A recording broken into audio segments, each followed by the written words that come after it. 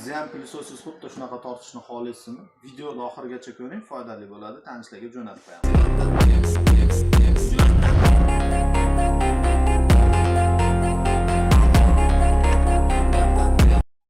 Uyingizdagi pilisosingizni qanaqa qilib очистка qilishni o'rgatamiz. Ya'ni pilisosingizni ochgandan keyin qoplarni olib tashlaysiz. Mana shunaqa ichida hamma pilisosda ham o'zini filtri bo'ladi. Filtrni ham olib tashlaysiz. Bo'm-bo'sh holatda bo'ladi. Orqa tomonidan HEPA filtrlarni ham chiqarib tashlaymiz. Bu hamma любой pilisosda bo'ladi. Eng asosiysi mana shu filtrda ko'pchilikda qiladigan xatosi yuvib qo'yishlikda. Buni yuvmaydi, prosta qoqib tozalash kerak. Chunki bu kardon sifat qog'ozsimon bo'lganligi uchun yuvgandan keyin filtr kirishib qolib, havo o'tkazish qiyinlashadi. Pilisos qizib, noxush hidlar chiqishni boshlaydi pilisosdan.